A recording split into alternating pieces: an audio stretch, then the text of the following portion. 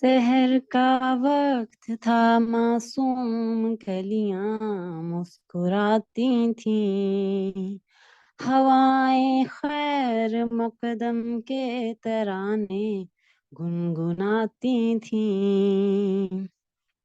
ابھی جبریل اترے بھی نہ تھے کعبے کے منبر سے کہ اتنے میں صدا آئی ہے عبداللہ کے گھر سے۔ مبارک ہو شہ ہر دوسرا تشریف لے آئے، مبارک ہو محمد مصطفیٰ تشریف لے آئے۔ مولایا صلی وسلم دائما ابدا علی حبیبک خیر الخلق کلہم۔ محمد سید الکونین وثقلین، محمد سید الکونین وثقلین والفریقین من عرب ومن عجم۔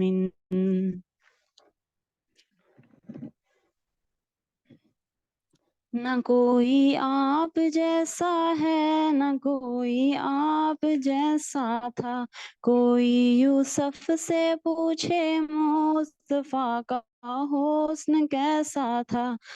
زمین و آسماں میں کوئی بھی مثال نہ ملی، مولایا صلی وسلم دائما ابدا علی حبیبک خیر خلق کلہم۔ درود ان پر، سلام ان پر، یہی کہنا خدا کا ہے۔ خدا کے بعد جو ہے مرتبہ صلی علی کا ہے، وہی سردار عالم ہے، وہی غمخوار امت ہے، وہی تو حشر کے میدان میں سب کی شفاعت ہے۔ شفاعت کے لیے سب کی نظر ان پر لگی ہوگی۔ مولایا صلی وسلم دائما ابدا علی حبیبک خیر کل علی حبیبک خیر خلق کلہم۔ سلام اس پر کہ جس نے بے کسوں کی دستگیری کی، سلام اس پر کہ جس نے بادشاہی میں فقیری کی، سلام اس پر کہ جس کے گھر نہ چاندی تھی نہ سونا تھا، سلام اس پر کہ جس کا ٹوٹا بوریا جس کا بچھونا تھا، سلام آمنہ کے لال اے محبوب سبحانی، سلام فخر موجودات فخر نو انسانی، تیری صورت تیری سیرت تیرا نقشہ تیرا جلوہ، تبسم گفتگو بندہ نوازی خلق شانی، تیرا در ہو میرا سر ہو میرا دل ہو تیرا گھر ہو، تمنا مختصر سی ہے مگر تحمید طولانی۔ مولایا صلی وسلم دائما ابدا علی حبیبک خیر خلق کلہم۔ مولایا صلی وسلم دائما ابدا علی حبیبک خیر خلق کلہم۔ السلام علیکم ورحمۃ اللہ وبرکاتہ۔ الحمد للہ رب العالمین، بس اللہ اس کو قبول اور منظور فرمائے، اللہ تعالیٰ اس محفل کو قبول اور منظور فرمائے، اللہ پاک اس میں آسانیاں فرما دے، اللہ پاک جو ٹوٹی پھوٹی محنت دین کے لیے ہو رہی ہے اللہ پاک اس کو قبول فرما لے۔ امید ہے کہ آپ لوگوں نے یہ 4 دن لگاتار پیر منگل بدھ جمعرات جو ہے وہ اللہ کے حکم سے آپ نے کلاس سنی ہوگی، جس میں جہاد کیوں فرض ہوا اس کی وجہ بتائی گئی تھی کہ جہاد کیوں فرض ہوا، کہ جہاد کو کیوں فرض کیا گیا، جہاد کیوں فرض ہوا اس کی وجہ۔ تو اصل بات یہی ہے کہ وہ کسی نے کیا خوب کہا ہے نا کہ مانا کہ کشمیر جنت نظیر ہے، مانا کہ کشمیر جنت نظیر ہے، جنت کسی کافر کو ملی ہے نہ ملے گی، ٹھیک ہے؟ تو مانا کہ کشمیر جنت نظیر ہے، جنت کسی کافر کو ملی ہے نہ ملے گی۔ اور کسی نے جو الفاظ کہے وہ پورے پہنچا رہی ہوں، جس نے بھی کیا اللہ والے نے جو بھی ہے وہ، کہ کیا الفاظ ہیں کہ جو ہے کشمیر یا فلسطین یہ ہمیں مذمت سے یعنی برا بھلا کہنے سے نہیں مل سکے گا، کیونکہ وہ اس قدر ڈھیٹ ہیں اور ہمارا دشمن اس قدر ظالم اور ڈھیٹ ہے کہ اس کو کوئی فرق نہیں پڑتا کہ کون اسے برا کہہ رہا ہے۔ تو یہ مرمت سے کافروں کی مرمت سے جو ہے کافروں کی مرمت سے کس سے کافروں کی مرمت سے جو ہے وہ اللہ پاک ہمیں دلوائیں گے اپنے کشمیر، اپنے فلسطین، اپنا برما، اپنا شام، سیریا۔ تو امید ہے کہ آپ نے سمجھ لیا ہوگا اس بات کو کہ ہم نے کیا کرنا ہے۔ ہم کیا کر سکتے ہیں؟ ہم اس وقت ایک کام ایسا کر سکتے ہیں کہ ہم اس وقت جو ہے دعائیں کر سکتے ہیں اور اپنی مال سے ان کی امداد کر سکتے ہیں، اور ہم بائیکاٹ کر سکتے ہیں، ان کی معیشت کا بائیکاٹ، ان کی چیزوں کا بائیکاٹ، ان کی پروڈکٹس کا بائیکاٹ، اور اسی بائیکاٹ سے انشاءاللہ اللہ پاک اور اسی محنتوں سے اللہ پاک کاش کہ ایک مسلمان ہم سب ایک ہو جائیں، کاش کہ امت واحدہ بن جائیں، کاش کہ اللہ پاک ہمارے جتنے بھی حکمران ہیں جو دنیا سے دل لگائے بیٹھے ہیں، جن کو وہن لگا ہوا ہے، یعنی اللہ تعالیٰ کے نبی اکرم صلی اللہ علیہ وسلم نے کیا فرمایا تھا کہ ایسا وقت آئے گا کہ کافر مسلمانوں پہ ہلہ بول دیں گے جیسے، اور دوسرے کافروں کو بلائیں گے، حدیث پاک کا مفہوم کہ دوسرے کافروں کو بلائیں گے تو کہ آؤ، جیسے کھانے کی دعوت دی جاتی ہے، آؤ آؤ آؤ بریانی کی دیگ اتر رہی ہے آ جاؤ، اسی طریقے سے جو ہے وہ اسی طریقے سے کافر جو ہیں وہ کر رہے ہوں گے، دعوت دے رہے ہوں گے۔ تو حضرت محمد صلی اللہ علیہ وسلم سے صحابہ نے رسول پاک صلی اللہ علیہ وسلم کیا اس وقت مسلمان بہت کم ہوں گے؟ تو آپ نے جواب دیا کہ نہیں، ایسا نہیں ہوگا کہ مسلمان کم ہوں، بلکہ مسلمان تو کیا کہتے ہیں، مسلمان تو سمندر کے جھاگ کی طرح ہوں گے، یعنی خش و خاشاک کی طرح ہوں گے۔ یعنی کیا مطلب؟ یہ مطلب یہ کہ مسلمان بہت ہوں گے۔ تو فرمایا کہ پھر تو اللہ تعالیٰ کے نبی اکرم صلی اللہ علیہ وسلم فرماتے ہیں کہ ان کو وہن لگ جائے گا۔ تو وہ وہن کیا ہے؟ وہن جو ہے وہ ہے کہ دنیا کی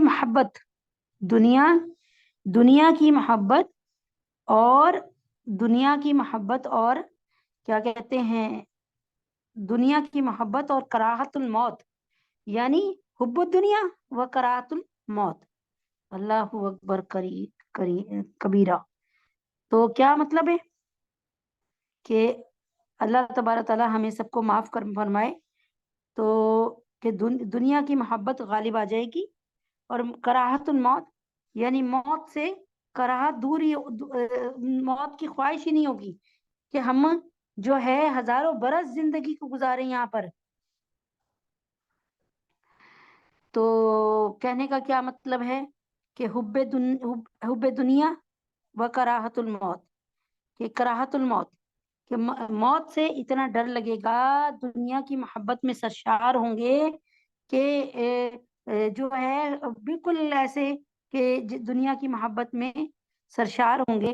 تو کہنے کا کیا مطلب ہے کہ دنیا کی محبت ساری محبتوں پہ غالب آ جائے گی.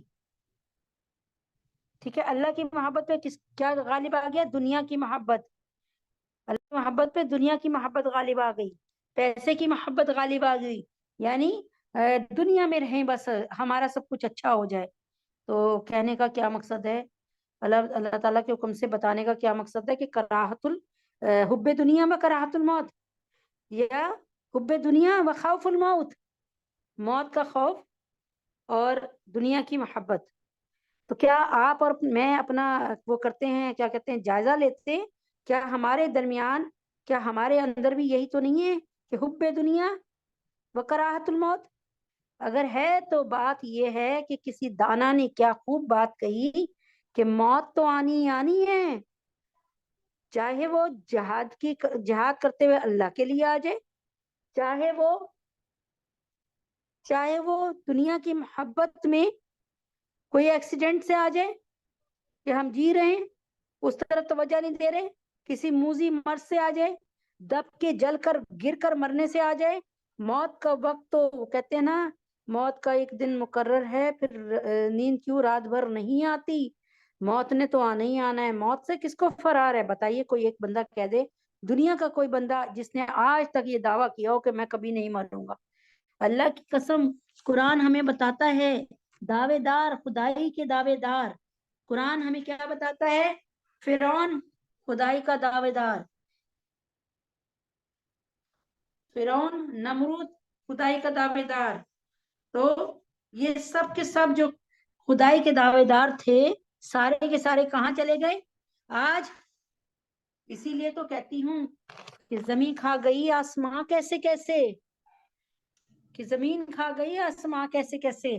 یہ فرعون، یہ شداد، یہ حامان، یہ قارون، یہ نمرود کہاں گئے؟ کہاں گیا آج ابو جہل، نبی پاک صلی اللہ علیہ وسلم کو تکلیف دینے والا اور کہتا تھا ابو لہب کہاں گیا، جس کا لکھا ہے کہ اتنا پیسہ تھا کہ ما اغنی عنہ مالہ وما کسب، کہ اس کا پیسہ اس کے کچھ بھی کام نہیں آیا. اب کہاں گیا یہ سارے کے سارے؟ ان کے کوئی نام و نشان ہیں کیا؟ ان کے بچوں کا پتہ ہے کیا؟ ان کا کوئی علم ہے؟ نہیں نہیں نہیں. تو جب جواب نہیں میں آ رہا ہے تو بھائی پھر ایک بات کیوں نہیں سمجھ آتی کہ موت تو آنی ہی آنی ہے. تو مالک کی رضا کے مطابق موت آ جائے تو کیسی موت؟ ہم اور کچھ نہیں کر رہے، ہم ایز اے عورت ہیں، ہم کیا ہے، ہم کم سے کم یہ بیان آگے بڑھا سکتے ہیں، کم سے کم اپنے پیسوں میں سے، پاکٹ منی میں سے، اپنے گھر کے خرچے میں سے کچھ پیسے جو ہیں ہم فلسطین کے مسلمانوں کے لیے بھیج سکتے ہیں. اور دعائیں، الدعاء صلاح المومنین، دعا مومن کا ہتھیار ہے. اس ہتھیار کو ہاتھ میں لے لو بھائی. دنیا یعنی دعا مومن کا ہتھیار ہے، دعا مومن کا ہتھیار ہے. تو جب ہتھیار ہاتھ میں لے لو گے تو پھر تو انشاءاللہ العزیز اللہ پاک ضرور مدد کریں گے. شروع کرتے ہیں وہیں سے جہاں سے میں نے آپ کو سے گزارش ہے، اور یہ کہ اپنے ملنے والوں کو بھی اس میٹنگ میں شریک کیا کریں، دعوت دیا کریں. یاد رکھیں کہ الدال علی الخیر کفاعل ہی، نیکی کا راستہ دکھانے والا بھی نیکی کرنے والے کے برابر ہے.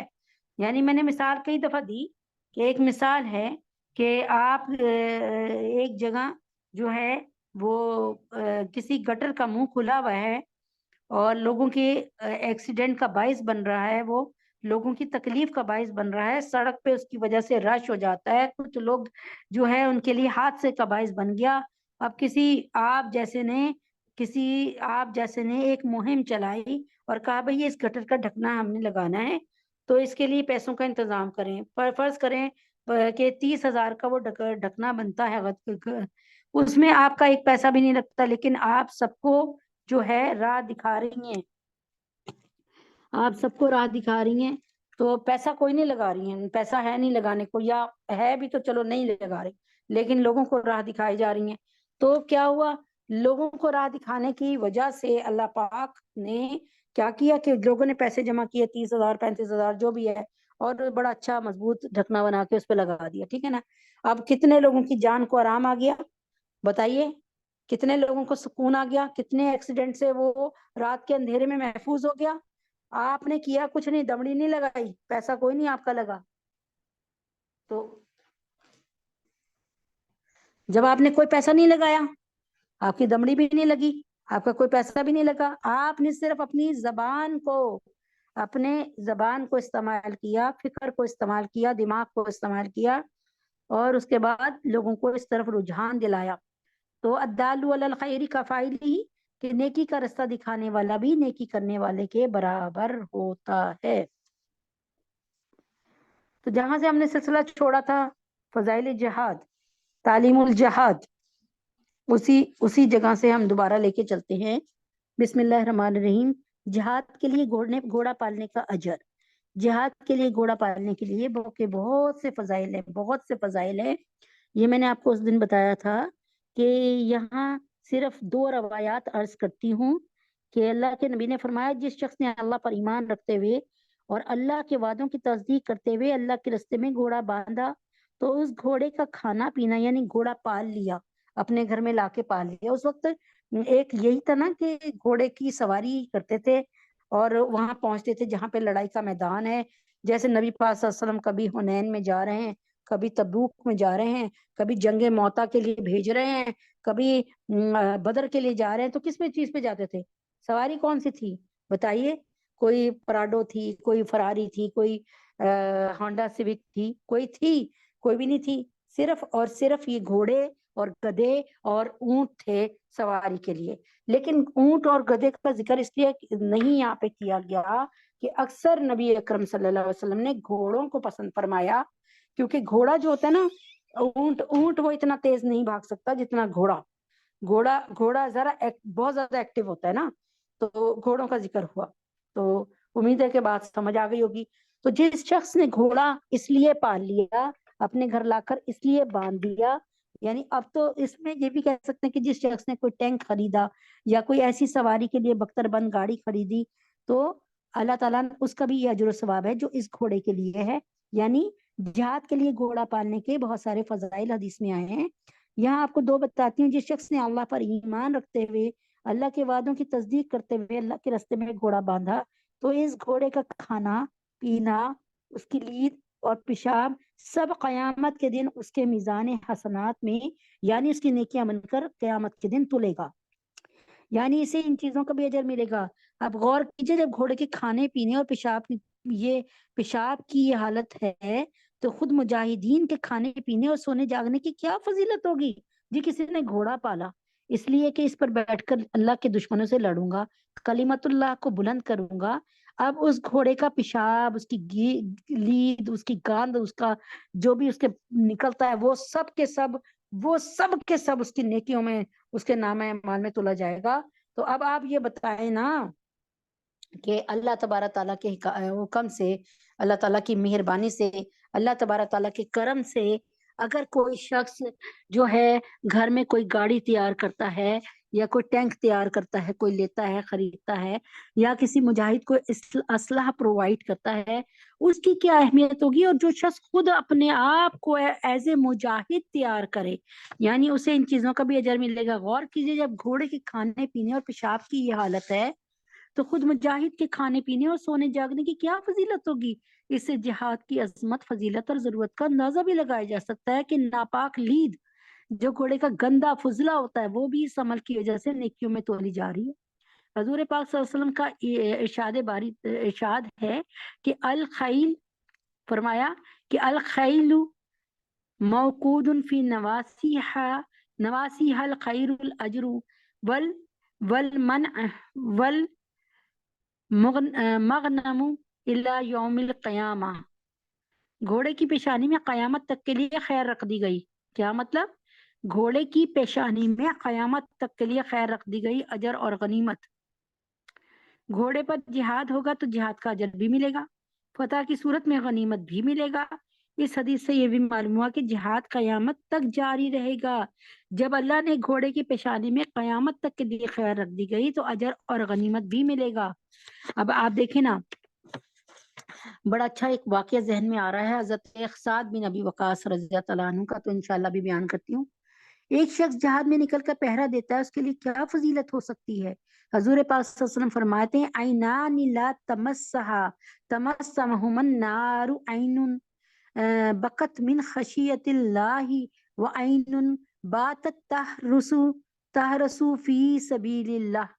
दो आंखों को जहन्नम की आग नहीं छुएगी। यहाँ पर दो आंखें लिखी, एक और हदीस में लिखे चार आंखों को जहन्नम की आग नहीं छुएगी। यहाँ पर हम फजाइल जहाद की बात कर रहे हैं ना, तो इसलिए दो आंखों पे कहा।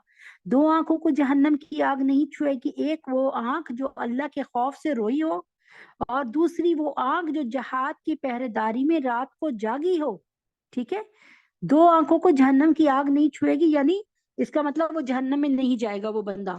जाहिर है आंखों को बचाया जाएगा तो बंदे को भी तो बचाया जाएगा गुड़िया। तो दो आंखों को जहन्नम की आग नहीं छुएगी, एक वो आंख जो अल्लाह के खौफ से रोई हो, और दूसरी वो आंख जो जहाद की और दूसरी वो आंख जो जिहाद की पहरेदारी में रात को जागी हो। अब आपके जहन में क्या आ रहा है? एक वो आंख भी है इस हदीस के अलावा एक और हदीस में, जो गैर मर्दों से अपने आप को बचाती हो, गैर मर्दों को देखने से अपने अपनी आंख को बचाती हो कि गैर मर्द पर नजर ना पड़ी। चौथी वो आंख भी है जो इस्लामी सरहद पे पहरा देते हुए पूरी रात, यानी ये हो गई ना कि वो दूसरी वो जो जहाज की पहरेदारी में रात को जागी हो। तीसरी वो आंख जो मैंने आपको बताया ना कि गैर मर्द को देखने से रुकी भी हो। और चौथी वो आंख है जो चौथी वो आंख है जो क्या कहते हैं, खैर तमाम के तमाम खैर खैर के लिए इस्तेमाल होती हो। तो हदीस पाक का मफहूम है कि रबातु यौमिन फी सबीलिल्लाहि खैरुम मिनद दुनिया व मा अलैहा व मौज़िउ सौती अहदिकुम मिनल जन्नति खैरुम मिनद दुनिया व अलैहा। बुखारी की हदीस है कि अल्लाह के रास्ते में एक दिन की पहरेदारी दुनिया और जो कुछ दुनिया में सबसे बेहतर है, और जन्नत में तुम्हारे कोड़े जितनी जगह दुनिया और जो कुछ दुनिया पर उससे बेहतर है। यानी जन्नत में अगर अल्लाह ताला कह देना कि मैं तुम्हें एक कोड़े के बराबर, कोड़ा वो होता है जिसको आपने देखोगा तांगा बान, यानी तांगा चलाने वाला या घोड़ा चलाने वाला घोड़े की पीठ पे मारता है ना कोड़ा, एक पतली सी रस्सी कर लें, एक उंगली की बराबर मोटी रस्सी। तो अगर किसी को अल्लाह तबारा ताला ने इतनी जमीन दुनिया जन्नत में देने का वादा फरमाया, तो समझ लें कि अगर अल्लाह ताला ने जन्नत में कर लिया तो दुनिया और जो कुछ दुनिया और इसका तूल और अर्ज करने लग जाऊं तो ये बहुत एक सर से हट जाऊंगी इस जिहाद की। अल्लाह के रास्ते में हदीस शरीफ में की रोशनी में यहाँ करने वाले का अजर कयामत तक।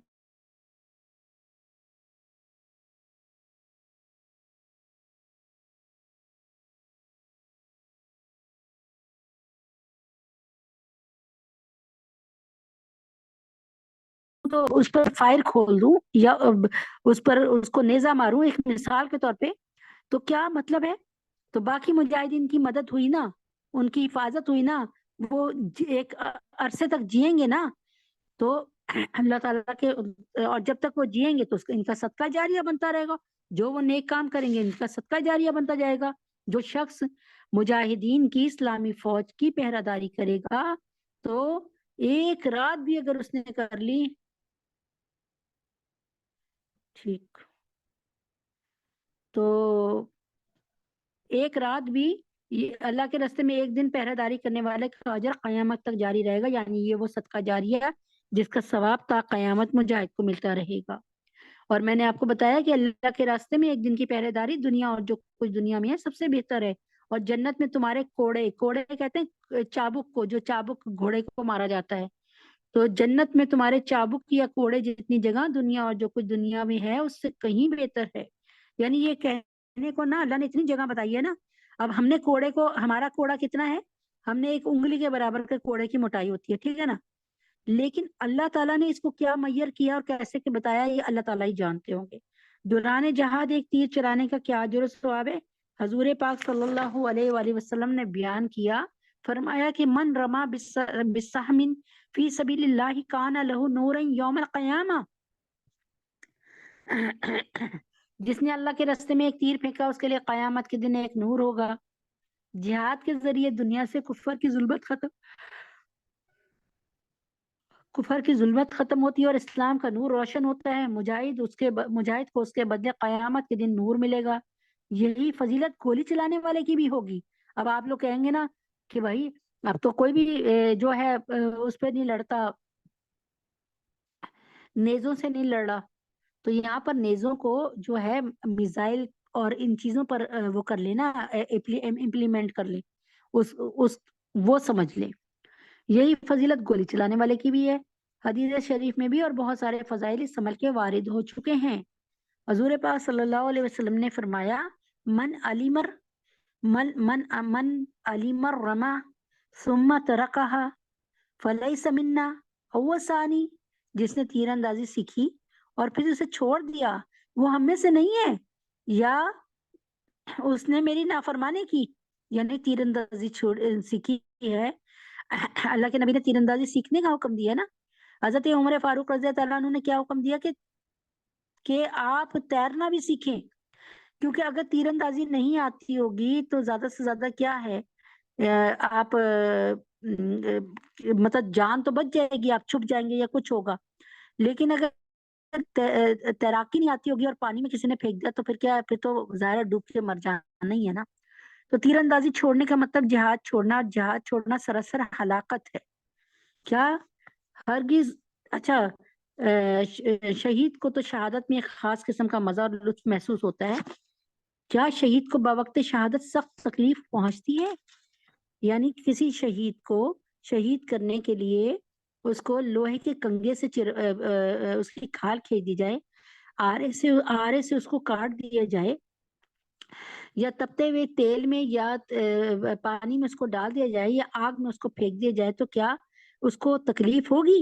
ہرگز نہیں، بلکہ شہید کو تو شہادت میں ایک خاص قسم کا مزہ اور لطف محسوس ہوتا ہے۔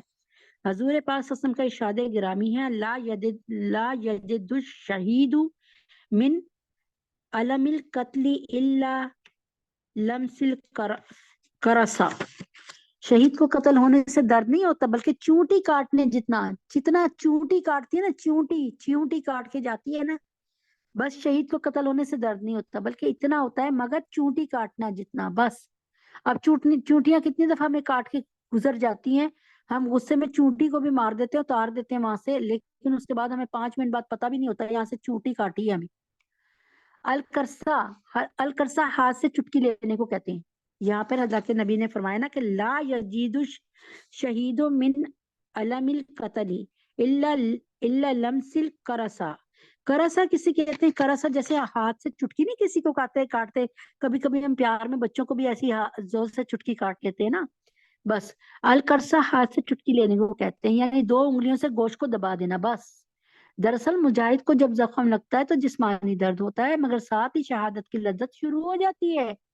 تو اس زخم کا درد صرف اتنا رہ جاتا ہے جتنا چٹکی لگانے سے ہوتا ہے، یعنی چٹکی کسی کو لیتے ہیں نا ہم، چٹکی کاٹنے سے اکثر یہ ہوتا ہے محبت میں ہم چٹکی کاٹ لیتے ہیں نا، بچوں کے ساتھ بھی یہ ہوتا ہے، ان کے گال کو نہ پکڑ کے کھینچ لیتے ہیں، بس اتنی۔ القرصہ یہی ہے کہ ہاتھ سے چٹکی لینے کو، یعنی جیسے مرضی شہید ہوتا ہے، چاہے اس کو بم بلاسٹنگ کے ذریعے شہید کیے جا رہا ہے، یا اسے میزائل سے مارا جا رہا ہے، یا گولیوں سے اس کو چھلنے کیا جا رہا ہے، یہاں پہ نبی پاک صلی اللہ علیہ وسلم کی بات اور ان کا قول جو کہ میں آپ کو بتا رہی ہوں کہ بخاری ترمذی کا ہے کہ لا یجد الشہید من علم القتل الا لمس القرصہ، بس صرف اتنا، القرصہ ہاتھ سے چٹکی لینے کو کہتے ہیں، اتنی سی تکلیف ہوتی ہے، یعنی 2 انگلیوں سے گوشت کو دبانے میں اتنی صرف مجاہد کو تکلیف ہوتی ہے۔ دراصل مجاہد کو جب زخم لگتا ہے تو جسمانی درد ہوتا ہے، مگر ساتھ ہی شہادت کی لذت شروع ہو جاتی ہے، اسے مزہ آنا شروع ہو جاتا ہے۔ تو اس زخم کا درد صرف اتنا رہ جاتا ہے جتنا چٹکی لگنے سے ہوتا ہے، بس۔ میدان جنگ میں اگر مجاہد پر خوف طاری ہو جائے تو اسے گناہ تو نہیں ہوتا مگر ثواب ضرور ملتا ہے، ٹھیک ہے۔ حضور پاک صلی اللہ علیہ وسلم کا مبارک فرمان ہے کہ اذا کان الرجل فی سبیل اللہ، فرمایا فرعدا قلبہ من الخوف تحاتت خطایا کما یتخاف، فرمایا جب کوئی شخص اللہ کے راستے میں ہوتا ہے اور اس کا دل خوف زدہ ہو جاتا ہے تو اس کے گناہ ایسے جھڑتے ہیں جس طرح کھجور کا خوشہ جھاڑا جاتا ہے، کھجور کو پکڑتے ہیں نا، اس کو زور سے جھاڑتے ہیں نا، یعنی اس کو، جب کوئی شخص اللہ کے راستے میں ہوتا ہے اس کا دل خوف زدہ ہو جاتا ہے، اس پر خوف طاری ہوتا ہے تو اس کے گناہ ایسے جھڑتے ہیں جس طرح کھجور کا خوشہ جھاڑا جاتا ہے۔ مسلمان کی ہر تکلیف پر اس کے گناہ معاف ہو جاتے ہیں۔ پھر یہ شخص تو میدان جہاد میں ہے، اللہ کے نام کو بلند کرنے کے لیے نکلا ہے، کلمت اللہ کے لیے نکلا ہے، اللہ تعالیٰ کا سپاہی بن کر نیچے اترا ہے۔ اس لیے بزدل آدمی اگر جہاد کرے تو اسے بہادر آدمی کے مقابلے میں زیادہ اجر ملتا ہے، مگر بہادری ایک بڑی نعمت ہے، یعنی میرا جیسا بزدل ہے اسے چھوڑ دو سامنے، تو سامنے یہودیوں کی یہ فوج جو، اور میرے پاس گن ہے، اب مجھ سے نہیں چل رہی، تو کیا خوف طاری ہے، تو کیا مطلب اس کو بہادر آدمی کے مقابلے میں زیادہ اجر ملے گا، کیونکہ اس کا دل بھی تو کانپ رہا ہے، لیکن وہ کیا کر رہا ہے، وہ دشمن کے لیے مارنے کے لیے آگے بڑھ رہا ہے، تو اس کو دو اس کو اجر ملیں گے، زیادہ اجر ملے گا۔ ایک تو وہ خوفزدہ ہے لیکن اللہ تعالیٰ کے دین کو پھیلانے کے لیے آگے بڑھ رہا ہے اللہ کے حکم سے، کیا دشمن کو خوف زدہ کرنا بھی باعث اجر و ثواب ہے؟ جی حضور پاک صلی اللہ علیہ وسلم نے فرمایا کہ اعظم الناس اجرا رجلا اخذ براس فرسی بزائی ادوی، فرمایا سب سے بڑا اجر پانے والا وہ شخص ہے جو اپنے گھوڑے کو لیے ہوئے دشمن کے سامنے ڈٹا ہو، دشمن کو خوفزدہ کر رہا ہو اور دشمن اس سے خوفزدہ کر رہی ہو۔ سب سے بڑا اجر کس کو ملتا ہے؟ پانے والا شخص جو اپنے گھوڑے کو لیے ہوئے دشمن کے سامنے ڈٹا ہو، یعنی دشمن کے سامنے ڈٹا ہو، دشمن کو خوفزدہ کر رہا ہو اور دشمن اسے خوفزدہ کر رہے ہو، سب سے زیادہ اس کو اجر ملتا ہے۔ تو دشمنوں پر رعب اور دبدبہ قائم کرنا، انہیں خوفزدہ کرنا جہاد کا ایک اہم مرحلہ ہے۔ جو شخص یہ سر انجام دے رہا ہے تو اللہ تعالیٰ اس کو کیا کرتے ہیں؟ اللہ تعالیٰ اس کو بہت ثواب دیتے ہیں۔ تو جہاد کے دوران روزہ رکھنے کی کوئی فضیلت ہے کہ جہاد کے دوران روزہ رکھ لیا، اس کی کوئی فضیلت ہے؟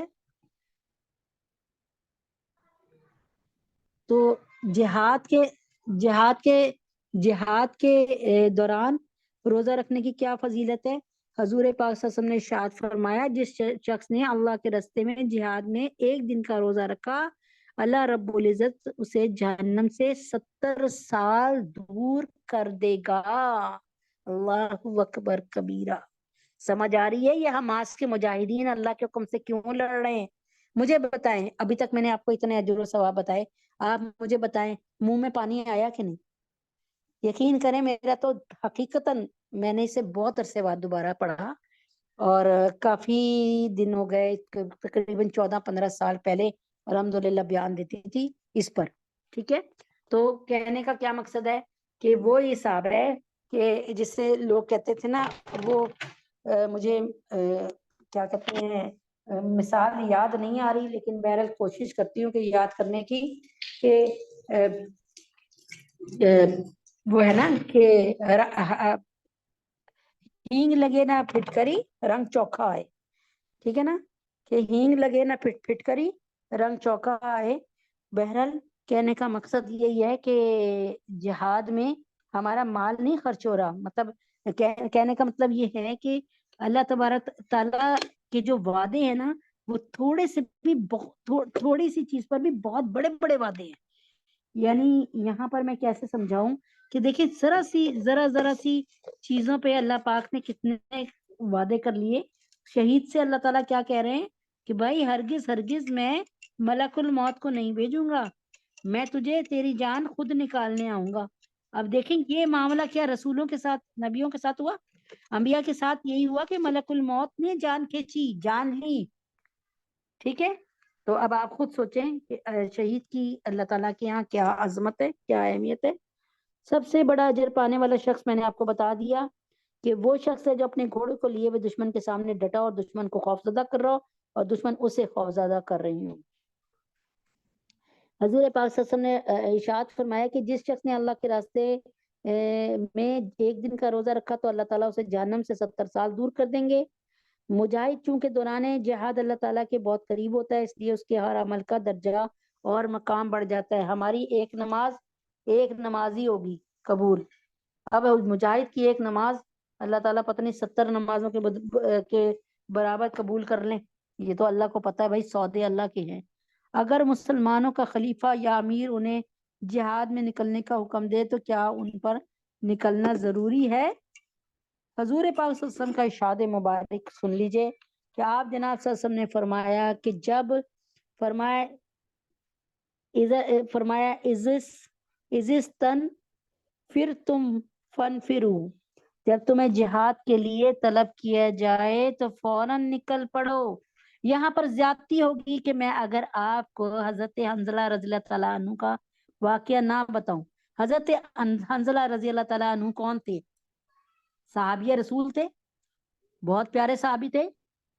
پیارے سے مراد یہ کہ سارے صحابی بہت پیارے ہیں, ان میں چاہے بلال حبشی کیوں نہ ہو, مقدم صحابی. اللہ کی قسم اللہ تعالیٰ نے قرآن میں کسی کا نام نہیں لیا اس طرح. اللہ تبارک تعالیٰ نے قرآن میں کسی کا نام نہیں لیا اس طرح جس طرح اللہ تعالیٰ نے نام لیا کس کا. اللہ تبارک تعالیٰ نے قرآن میں اس طرح کسی کا نام نہیں لیا جس طرح نام لیا اللہ تبارک تعالیٰ نے. اللہ اکبر کبیرہ. اللہ تبارک تعالیٰ جو ہے جہاد کو اتنا پسند فرماتے ہیں کہ اب آپ کو میں وہ بتاتی ہوں کہ کیسے کتنا پسند فرماتے ہیں. حضرت محمد صلی اللہ علیہ وسلم کی آواز یعنی ان کا اعلان دشمن تک مطلب صحابہ تک پہنچا کہ کیا حی علی الجہاد حی علی القتال, آ جاؤ جہاد کرنے چلتے ہیں, آ جاؤ قتال کرنے چلتے ہیں. اب کیا ہوا پتہ ہے؟ حضرت حنظلہ رضی اللہ تعالیٰ عنہ اٹھے. تو اس کا مطلب اور کوئی نہیں اٹھا. اصل میں آپ کی اسی دن شادی ہوئی تھی اور آپ اپنی بیگم سے ملے تھے. آواز آئی حی علی الجہاد حی علی القتال. آپ اسی طرح اٹھے اور بغیر نہائے ہوئے, بغیر پاکی حاصل کیے ہوئے, نبی پاک صلی اللہ علیہ وسلم کے حکم پر آپ نے لبیک کہا اور اٹھ کھڑے ہوئے. آپ کی بیگم آپ کی طرف دیکھ رہی تھی اور آپ چلے گئے. آپ شہید ہو گئے. اور اللہ کے نبی نے سے پوچھا صحابہ نے, حنظلہ تو نظر نہیں آ رہے. یہ صحیح بات ہے, بالکل اس کو اتھینٹک بات ہے. کاپی پینسل رکھ لیا کریں تو یہ چھوٹی چھوٹی باتیں لکھ لیا کریں. فرمایا حنظلہ تو نظر نہیں آ رہے. اللہ کے نبی نے فرمایا آسمان کے فرشتے لے گئے حنظلہ کو غسل دینے کے لیے. تھوڑی دیر بعد حضرت حنظلہ رضی اللہ تعالیٰ عنہ کا جسم مبارک آسمان سے نیچے آیا. صحابہ نے آگے بڑھ کر آپ کے بالوں میں انگلیاں پھیری. نعوذ باللہ یہ نہیں تھا کہ نبی پاک صلی اللہ علیہ وسلم کی بات کا اعتبار نہ ہو, ایسی بات نہیں تھی. یہ شوق تھا کہ کہتے ہیں چاندی کے کٹوروں میں اور زمزم سے غسل دیا گیا. تو صحابہ نے بھی یہ نہیں کہ یہ اس پانی کو چھوا, متبرک پانی کو, اور ان کے بالوں میں ہاتھ ڈالا اور واقعی ان کے بال گیلے تھے, پانی تھا ان میں. تو غسیل الملائکہ, چاندی کے کٹوروں میں ملائکہ نے، فرشتوں نے ان کو غسل دیا. اللہ پاک کے نبی نے ان کو غسیل الملائکہ کا لقب دیا. غسیل الملائکہ یعنی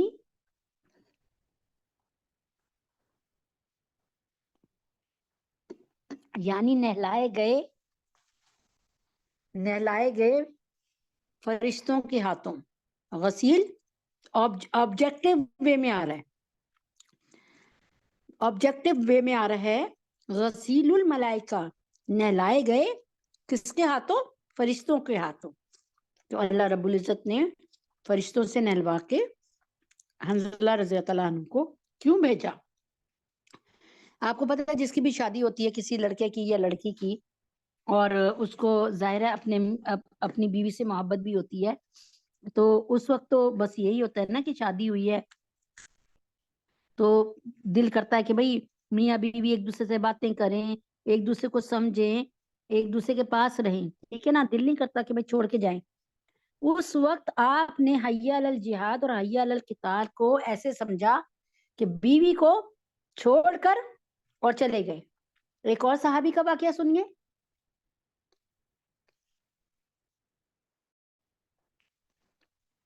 ایک صحابی کی شادی ہوئی، بیگم کے پاس جا رہے تھے، آواز آئی کانوں میں، حی علی القتال، حی علی الجہاد، آجو آجو جہاد کے لیے چلی. ان صحابی نے بیگم کی طرف سے منہ پھیر کے یعنی پیٹ کی اور واپسی دروازے کی طرف ہوئے، بیگم کو دیکھا بھی نہیں. بیگم نے کہا کہ آپ کہاں جا رہے ہیں؟ انہوں نے پوچھا جہاد کے لیے جا رہا ہوں. اب آپ دیکھیں شادی ہوئی، بیگم کے پاس جا رہے ہیں، اب آپ خود سوچیں صحابہ کا نام کیوں آیا رضی اللہ تعالیٰ عنہ و رضوان؟ قرآن میں کیوں آیا کہ کہ اللہ ان سے راضی ہو گیا اور وہ اللہ سے راضی ہو گئے؟ اس لیے کہ انہوں نے اپنی مرضی کو ذبح کر دیا، اپنی خواہشوں کو ذبح کر دیا، ختم کر دیا. اب آپ مجھے یہ بتائیے کہ وہ صحابی سے ان کی بیوی کہنے لگی قیامت والے دن آپ کو کیسے پہچانوں گی، میں نے تو آپ کو دیکھا بھی نہیں ہے. ان صحابی کے ہاتھ میں تلوار تھی، انہوں نے اپنے کرتے کا دامن کاٹ کے پیچھے پھینک دیا اور کہا کٹے ہوئے کرتے والے کو ڈھونڈ لینا. سوچیں آپ یہ والی محبت اللہ اور اللہ کے رسول کی کیا میرے اور آپ کے دل میں ہے؟ کیا ہم اللہ تبارک تعالیٰ کے اس پاس کوئی ایسا عمل کر کے بھیج رہے ہیں کہ اللہ تعالیٰ ہم سے ہمیش کے لیے خوش ہو جائے؟ خدا سمجھ لیں زندگی کا پہیہ گھومے جا رہا ہے، وقت کم ہوتا جا رہا ہے. اگر میری عمر اللہ نے 60 سال لکھی ہے تو اتنی سال کی عمر میری اگر 50-55 کی ہو گئی، 57 کی ہو گئی، تو اب 2-3 سال 5 سال رہ گئے میرے پاس. اگر کسی کی عمر اللہ نے 30 سال کی رکھی ہے اور وہ 27 سال کا ہو گیا تو اب اس کے پاس 3 سال رہ گئے.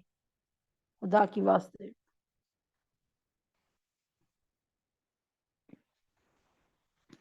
بات کو محسوس کریں. اسی طرح میں نے آپ کو بتایا ہے نا کہ حضرت حنظلہ رضی اللہ تعالیٰ عنہ کا واقعہ کہ اللہ تعالیٰ کے نبی نے ان کو اس وقت کیا لقب دیا؟ غسیل الملائکہ کا. جہاد کے لیے بے شمار دنیاوی فوائد ہیں جن کا ذکر قرآن مجید میں موجود ہے. بطور مثال صرف ایک حدیث شریف پیش کرتی ہوں، صرف ایک حدیث شریف. فضائل تو بہت ہیں. پہلے یہ سمجھ لیں کہ جہاد عام طور پہ فرض کفایہ ہوتا ہے. فرض کفایہ کیا ہوتا ہے اس کو سمجھیں. جہاد عام طور پہ آپ اس وقت ہم دیکھیں جو ہماری زندگی گزری ہے نا اس میں جہاد تقریباً فرض کفایہ تھا.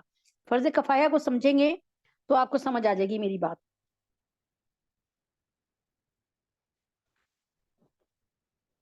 فرض کفایہ ہے کہ اگر پوری گلی میں سے محلے میں سے ایک بندہ کر دے گا تو سب کی طرف سے فرض ساقط ہو جائے گا.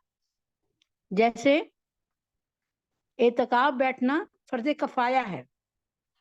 آپ کی پوری گلی میں سے ایک عورت یا کوئی مرد اعتکاف بیٹھتا ہے تو آپ کے اوپر سے فرض ساقط ہو جائے گا. اگر آپ کی پوری گلی میں کوئی بھی اعتکاف میں نہیں بیٹھا تو پھر سارے اہل محلہ پر اس کا عذاب آئے گا. اس کو سمجھ لیں. جہاد فرض کفایت تھا. ایک بھی محلے سے چلا جائے گا نا حق ادا ہو جائے گا. لیکن اس وقت جہاد فرض عین ہو گیا ہے. صحیح کہہ رہی ہوں. ہمارے سارے علماء دین نے اس کو، بڑے بڑے علماء دین نے اس وقت جہاد کو فرض قرار دے دیا ہے. اس کا مطلب آپ پر، میرے پر جہاد فرض ہو گیا ہے. اب ہم نہیں جا سکتے. ہمارے حکمران ایسے نہیں ہے کہ ہمیں اس طرح بھیجیں، اور نہیں ہمیں لڑنا آتا تو ہم کیا کریں؟ ہم ٹوٹلی بائیکاٹ کا سوچیں. ہمارے بچے لیز نہ لیں، ہم ایریل نہ لیں، ہم ایکسپریس نہ لیں، ہم والس نہ لیں، ہم مرینڈا، پیپسی کولا اور فانٹا اور 7 اپ نہ لیں، پیپسی نہ لیں، ماؤنٹین ڈیو نہ لیں، ہم آئس کریم والس کی نہ کھائیں، کٹ کیٹ نہ لیں. بہت ساری چیزوں کو چھوڑنا پڑے گا. لیکن کتنا بڑا اجر و ثواب ہے. اتنی دیر سے بیان کر رہی ہوں، کیا آپ کو لگ رہا ہے کہ کم ہے اجر و ثواب؟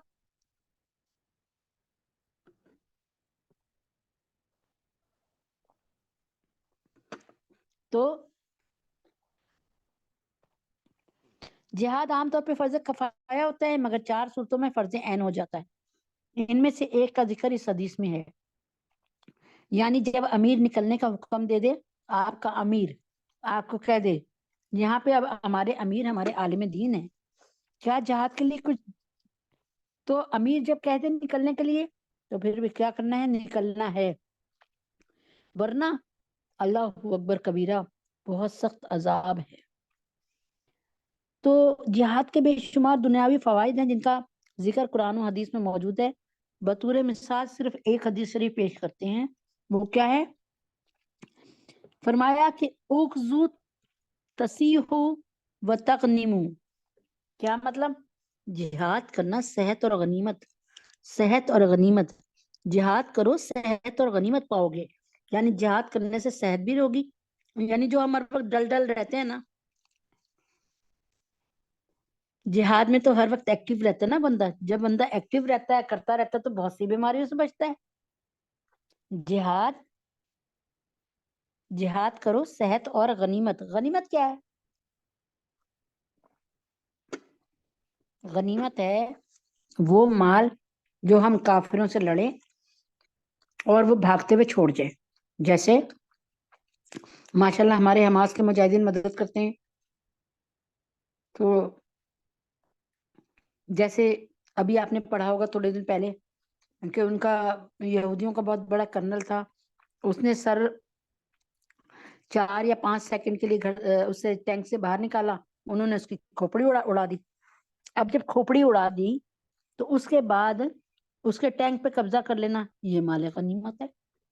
اب یہ والا اس کا ٹینک لے لینا، اس کی گھڑی ہوگی، اس کا موبائل ہوگا، اس کی 100 چیزیں ہیں، اس پہ قبضہ کر لینا، یہ مال غنیمت ہے.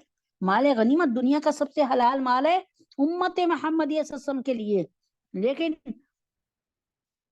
نبی پاک صلی اللہ علیہ وسلم کی امت سے پہلے دنیا کا حرام مال تھا مال غنیمت. لیکن اب نبی پاک صلی اللہ علیہ وسلم کے صدقے اللہ تعالیٰ نے ہمیں بہت سی فیسلٹیز دی ہیں. بہت سی اللہ تعالیٰ نے ہمیں بہت سی جو ہیں وہ آسائشیں دی ہیں، بہت سے ہمارے لیے انعامات کا فیصلہ کیا.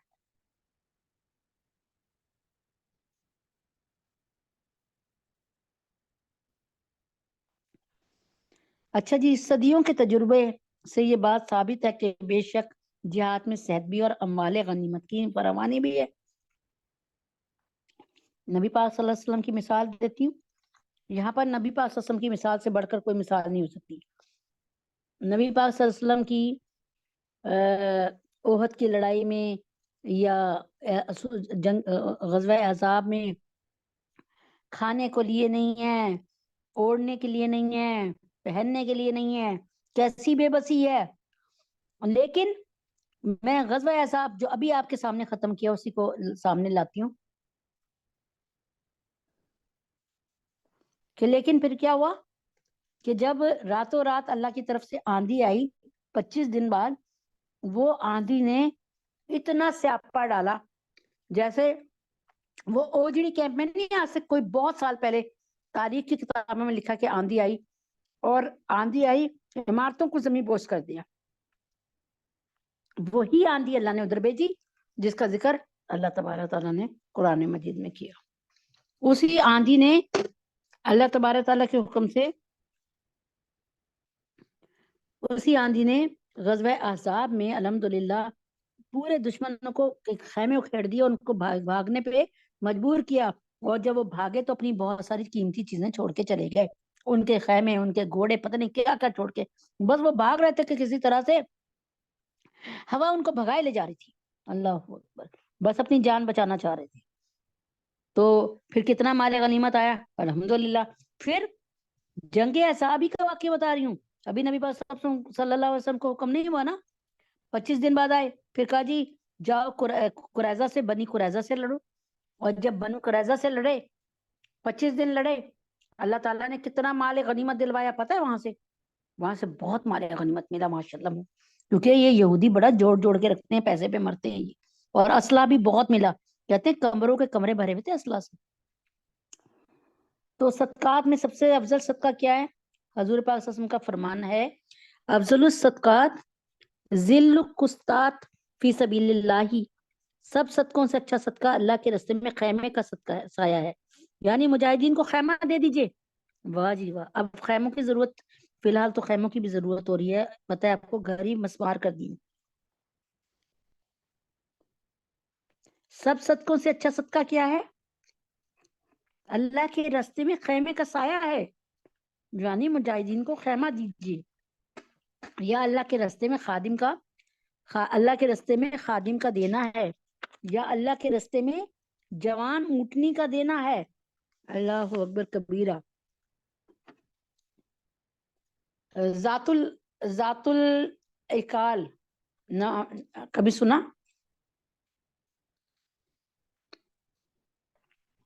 ذات العقال کس کا نام تھا؟ شاید آپ نے کبھی نہیں پڑھا ہوگا. ایک صحابیہ تھی, وہ اپنے بچے کو لے کے آ گئی. بھائی کیوں چاہیے یہ بچہ کیوں لے کے آ گئی؟ ارے میرے کہنے لگی شوہر بھی شہید ہو گیا اور کوئی بیٹا بھی نہیں ہے, یہ بیٹا پیدا ہوا ہے, اس کو لے لیجئے. اللہ کے نبی نے پوچھا کیا کرنا ہے اس کے ساتھ؟ فرمایا جب آپ کی طرف یا مجاہدین کی طرف کوئی نیزہ آئے تو میرے بچے کو آگے کر دیجئے گا, یعنی ڈھال بنا دیجئے گا میرے بچے کو. میرے پاس اور تو کچھ نہیں ہے, باقی گھر والے تو شہید ہو گئے, یہ جگرا میرا یا آپ کا ہو سکتا ہے؟ اب یہ ذات العقال کون تھی؟ صحابیہ تھی. نہ ان کے پاس کچھ ہے دینے کو, نہ وہ اپنے گھر میں کسی مرد کو, سب شہید ہو گئے, لڑنے کو بھیج سکتی ہیں. اب انہوں نے کیا کیا؟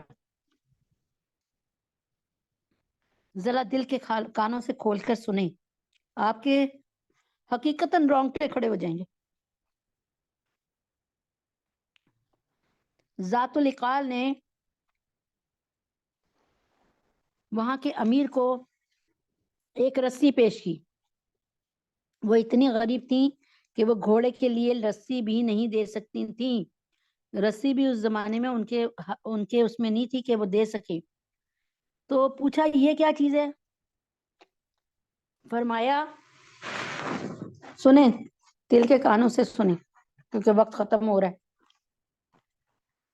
انہوں نے جو ہے اپنے لمبے بال تھے, ان کے بہت لمبے بال تھے, ان لمبے بالوں کو کاٹ کر رسی بٹ لی, رسی بنا لی اور کہا یہ مجاہدین کے گھوڑوں کی رسیاں بنا دیجیے گا.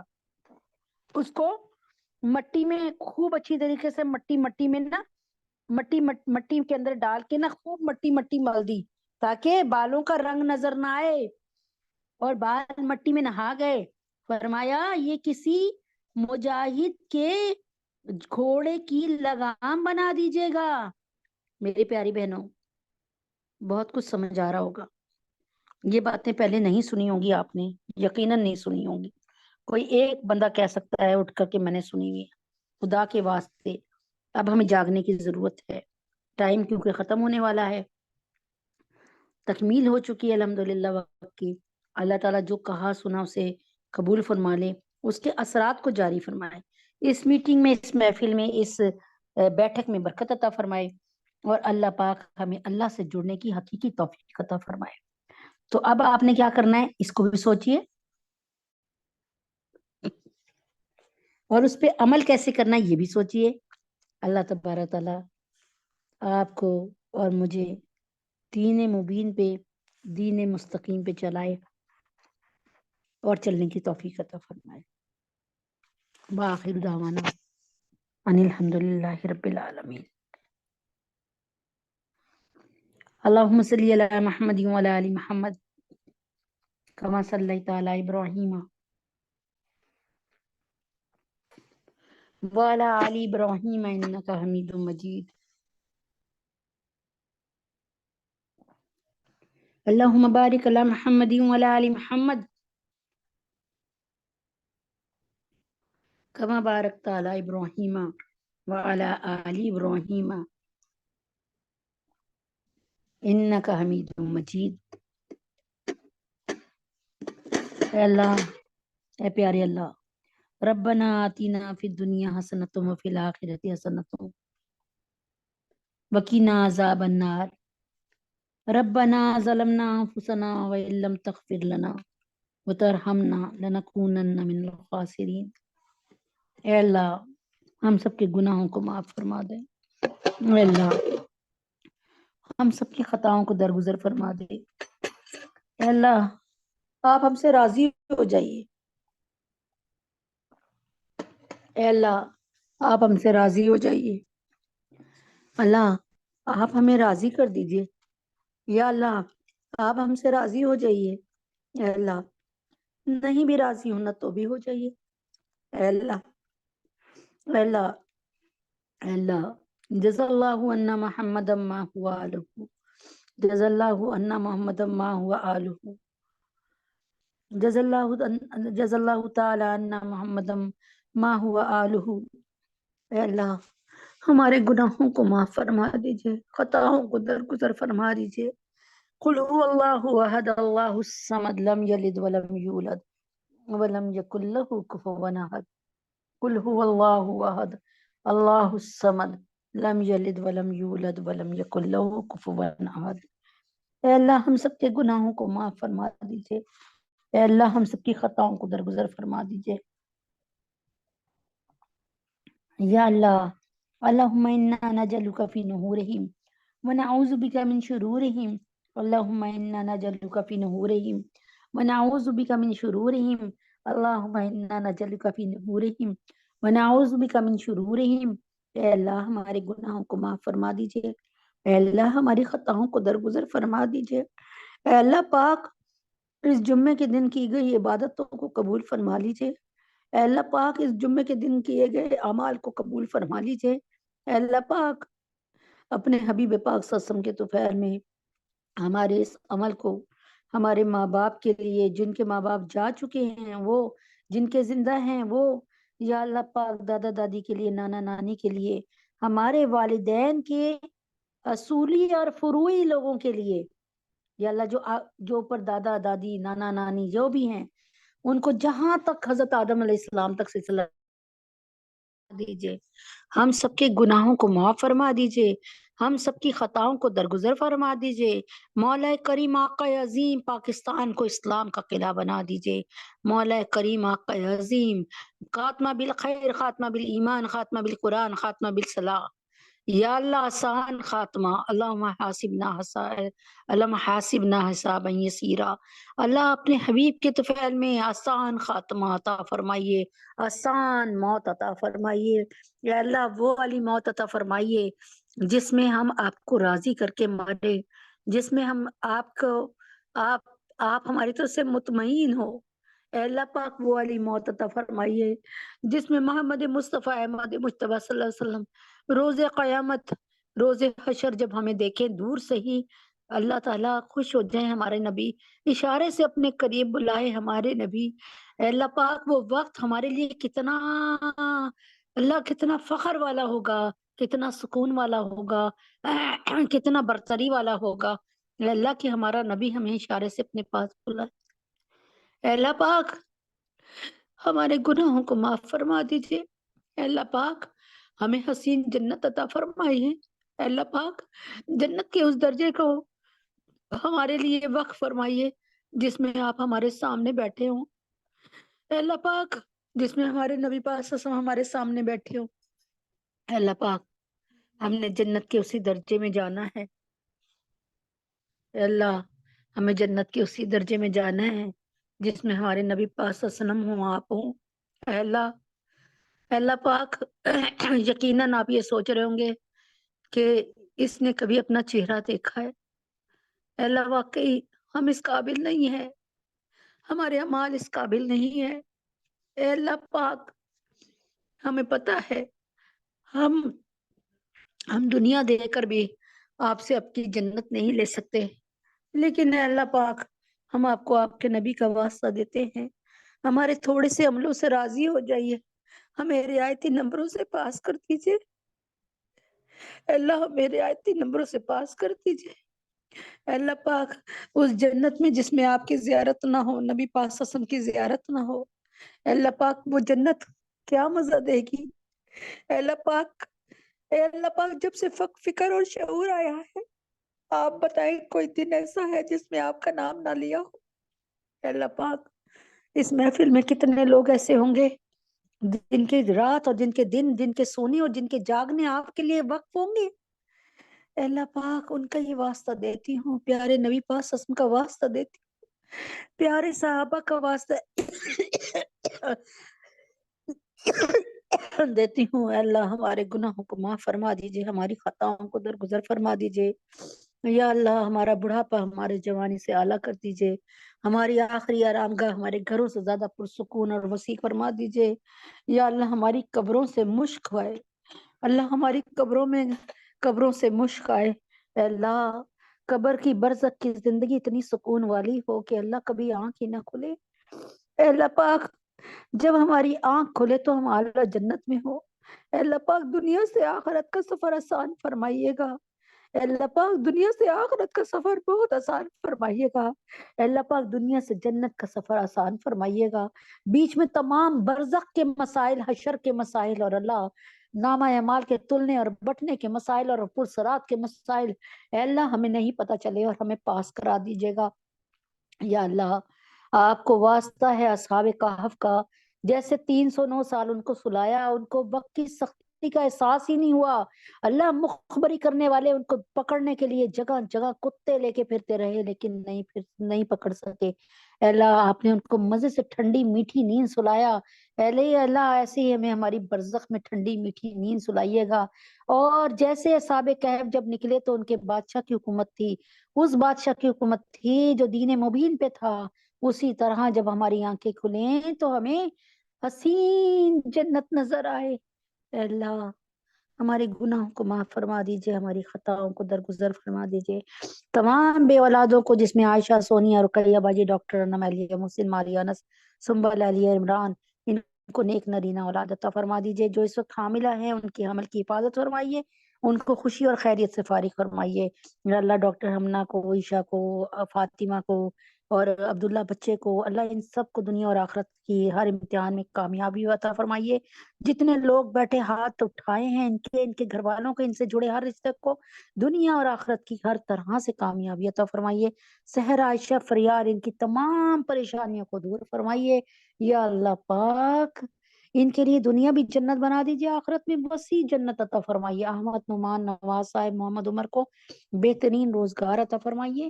اہلیہ اعظم شہناز، اہلیہ عاشق مفتی ضیاء الدین عامر اور اہلیہ رفیق کو اپنا گھر عطا فرمائیے برکت اور سکون والا۔ یا اللہ ہماری ایک بہن ہے، ان کو بھی سکون عطا فرمائیے۔ یا اللہ پاک ندیم بھائی اور تمام علماء اسلام، علماء ہند، علماء پاکستان، اے اللہ مفتی تقی عثمانی صاحب، مفتی حسن صاحب، پیر ذوالفقار نقشبندی صاحب، مولانا فضل الرحیم صاحب اور فضل الرحمان اور مولانا فضل الرحیم صاحب۔ یا اللہ پاک ہمارے حضرت جی کو، عمیر کو، نازیہ اندلیب کو، طلحہ اور اشفاق صاحب کو، عبداللہ کو، اہلیہ حسین کو اور ندیم بھائی کو، شازیہ، عائشہ معظم، نازیہ جہانگیرہ کو، حمید حسن کو، مومنہ عائشہ، جنید حمزہ، سنبل عنایت عادل، یا اللہ نرگس باجی، ان سب کے اور جتنے لوگ سن رہے ہیں ان سب کے گھر والوں کو صحت ایمان کے ساتھ صحت کاملہ عاجلہ مستمرہ عطا فرمائیے۔ یا اللہ امت محمدیہ صلی اللہ علیہ وسلم کی تمام بیٹیوں اور بیٹوں کے لیے بہترین زوج عطا فرمائیے۔ حفصہ، فاطمہ، جویریہ، سدرہ، سبحانہ، حفصہ، سجاد، بینی، شفیفہ، بنات سرور، فخر، عبد المتین اور اللہ تعالیٰ سعدیہ، نظام، مہتاب، ندا، مصباح، آمنہ، امبر، ختیجہ، شائستہ، نمرہ، زینب، منتہا، ان کے لیے بہترین زوج عطا فرمائیے، بہترین گھر اور بہترین بر عطا فرمائیے۔ ماں باپ کی آنکھوں کے سامنے ان کو اپنے گھر کا جو ہے گھر میں بسنے کی توفیق عطا فرمائیے، اور ماں باپ کی طرف سے ماں باپ کو ان کی طرف سے خوشیاں عطا فرمائیے۔ جو بچیوں کی شادیاں ہو گئی ہیں ان کو اپنے گھر میں سکھی رکھیے، ان کے جو ہے سہاگ کی حفاظت فرمائیے، ہم سب کے گناہوں کو معاف فرمائیے، ہم سب کی خطاؤں کو درگزر فرمائیے۔ یا اللہ پاکستان کو اسلام کا قلعہ بنا دیجیے، پاکستان میں اور تمام دنیا میں بے حیائی اور مہنگائی کو دور کیجیے۔ یا اللہ پاکستان میں بجلی کو اور پیٹرول کو بہت سستا فرمائیے، پاکستان کو نیک قیادت عطا فرمائیے۔ یا اللہ کٹ پتلی حکمرانوں سے پاکستان کی جان چھڑا دیجیے۔ یا اللہ تجھے تیرے نبی کا واسطہ کوئی بہترین حکمران، کوئی عمر بن عبدالعزیز، کوئی عمر فاروق رضی اللہ تعالیٰ عنہ جیسا حکمران عطا فرمائیے۔ یا اللہ جو کہ اسلامی خطوط پہ جو ہے پاکستان کی ریاست پاکستان کو لے کر چلے، ہم سب کے گناہوں کو معاف فرمائیے، ہم سب کی خطاؤں کو درگزر فرمائیے۔ مولا کریم آقا عظیم دونوں وقت مل رہے ہیں، اللہ دن رات کی چادر لپیٹنے والا ہے۔ اللہ یہ ایک معجزہ ہے آپ کا، رات کو دن اور دن کو رات بنا دینا۔ اللہ اس معجزے کے واسطے ہماری زندگیوں میں جو پریشانیاں اسے دور فرما دیجئے، ہمارے دلوں کی آرزو کو اللہ پر لگا کر جو ہے اس کو بہتر کر دیجئے۔ مجاہدین جو ہے جہاں جہاں ہیں ان کی مدد فرما دیجئے، ہمارے تینوں حرم کی حفاظت فرما دیجئے، اس سال ہمیں زیارت حرمین شریفین نصیب فرما دیجئے۔ وصلی اللہ تعالی علی خیر خلقہ محمد وعلی آلہ وصحبہ اجمعین برحمتک یا ارحم الراحمین۔ سبحان ربک رب العزت عما یصفون وسلام علی المرسلین والحمد للہ رب العالمین۔ السلام علیکم ورحمۃ اللہ وبرکاتہ۔ میٹنگ کا وقت 3:45 بجے ہو گیا ہے، لوگوں کو بھی دعوت دیا کریں، خود بھی وقت پہ آ جایا کریں۔ السلام علیکم ورحمۃ اللہ وبرکاتہ۔